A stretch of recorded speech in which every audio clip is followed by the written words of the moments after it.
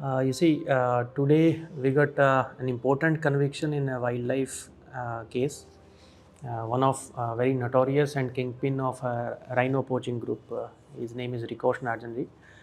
He got convicted today. There was a time when the Jaldapara National Park only housed around 14 rhinos in the 116 square kilometers expanse of this park. All because poachers would brutally hunt the Indian rhinos here to feed the international market where their horns were used as aphrodisiac and for ancient medicine. Today, things have changed. The park now is home to over 330 rhinos, only because the forest department of this area have managed to break the backbone of one of the most notorious poacher gang in the region. So it has been nearly a year, nearly two years since you took charge of Jaldapara, and there's an entire gang of rhino horn poachers and illegal smugglers that you've busted in this time period.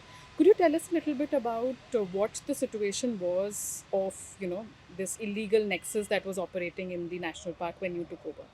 I will not give so much credit to myself. Actually, the thing is that for many years, our officers they were doing their best. There was a time when in Jaldapara National Park there were only handful of rhinos. So generations of forest officers and people they came together and they devised many strategies. It's related with say public relation or suspect monitoring or intensive management, which we continued, and also with the help of our team and already because we have a lot of information about what kind of networks are working in this area, we arrested few kingpins from Assam and from North Bengal, and through because we have a very good team here, they investigated the case is really good. POR were submitted on time, and a lot of people among them those notorious gangs they are now convicted and now they are out of picture. Yes, so that has helped us, and since 2021 there is no rhino poaching in Jaldapara National Park. Sir, there's this very notorious, poacher that you have managed to now convict. I think today is the day when he is also convicted for 7 years. Could you tell our viewers a little bit about Rikoch Narjari? How big of a network did he operate, and how difficult was it to crack it? And I'm asking this because when you took over, within a month itself, you were able to arrest him. So could you tell our viewers uh, how that nexus was operating in this region? that was one group which was active here from say 2014-15.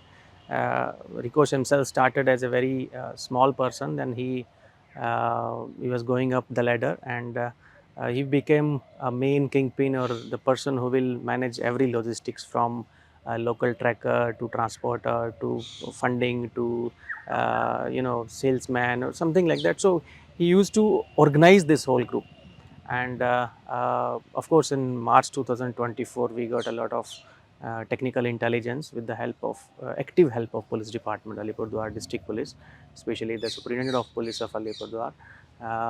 We arrested him from Kamrup, and then one of his other mate or the important group member, Lucas, was also arrested by our teams in near Sonapur only, I mean in Alipurdwar district only.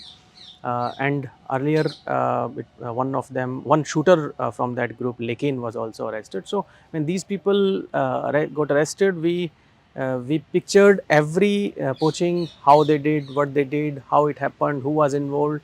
So it helped us in tracking that this group. And also when since these all people are now convicted, these all are now neutralized.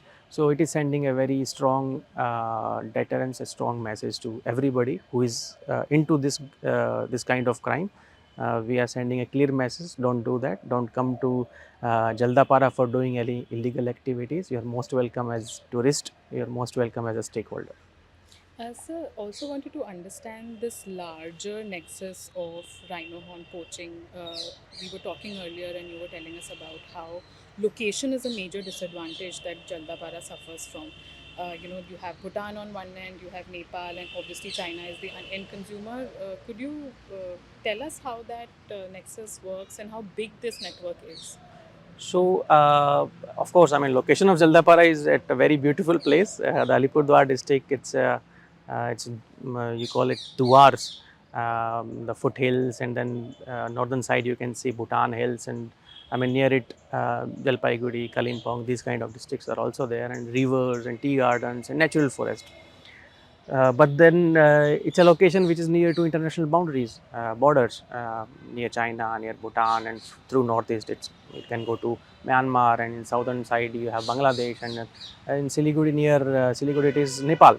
So of course, I mean the location is such that all the people who are into say narcotics related crimes, arms related crimes, they can also get into rhino poaching. And while when we analyze a lot of wildlife related crimes, we know that it's a demand led phenomena.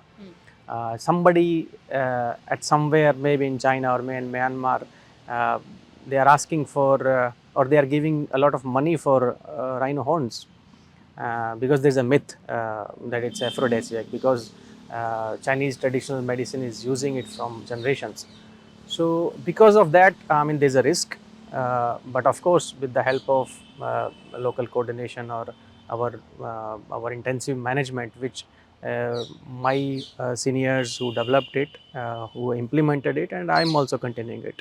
Because of that, we are able to stop those gangs. And it's a very well-oiled machinery. Somebody will be a tracker, somebody will be a transporter, somebody will be funding it, arms will be coming, somebody act as a shooter.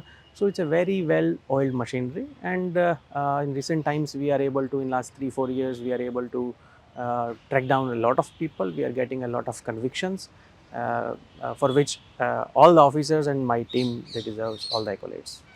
Nestled away in Jaldapara is a quiet sanctuary for rhinos. These gentle giants can be seen moving around their habitat, often sharing glances with the visitors. But things have not always been this peaceful. Till a year ago, these Indian rhinos were hunted for their horns.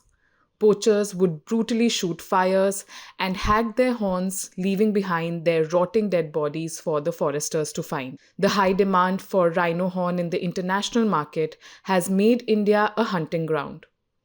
The horns, shipped from India to Bhutan, Myanmar, Nepal, and Bangladesh before reaching China, where they are used as aphrodisiac and in ancient Chinese medicine.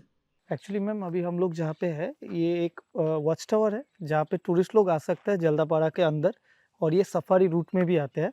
यहाँ पे देखिए सामने जो खाली जगह पड़ा हुआ है ना मिट्टी जो दिखाई दे रहा है इसको हम लोग कहते हैं salt pit.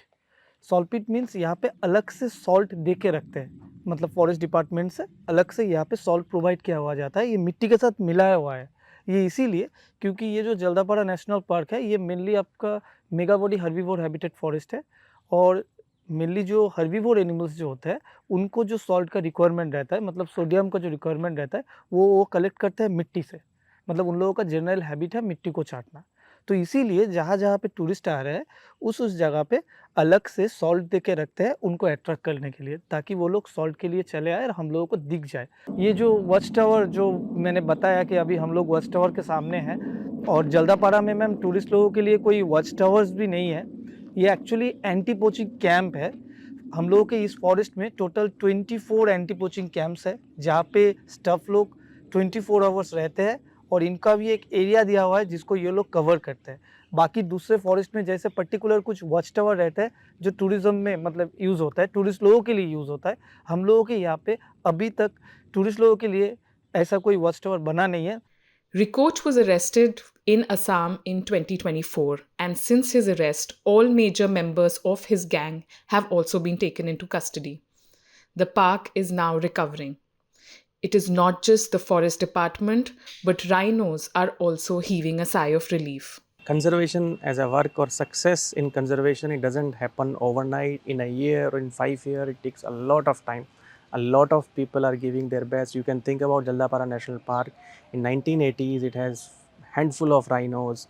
Somebody from that point took it to say now 331. So those people deserves all the accolades. A lot of things were devised by them. What I did was I continued with them. At the same time, there are incremental changes which all we can bring, which I also try to. My strategy is simple. I try to bring incremental small changes. I try to continue whatever my predecessor or my senior officers were doing. At the same time, I will pick one or two good projects where I can get a moment, uh, of recognition, at the same time a moment to shine, or where I can bring some changes. So this has been always my strategy. uh, I will keep doing routine things, I will keep doing incremental changes, I will target one to two things every time which I want to implement, execute with all my heart. The arrest of Rikoch and his gang members is a major step towards the conservation of rhinos in this region. But the larger battle is far from over. The increased demand of rhino horns in the international market leaves space for newer players to step in this viable market. This was all from me. I am Soumya Pillai for ThePrint.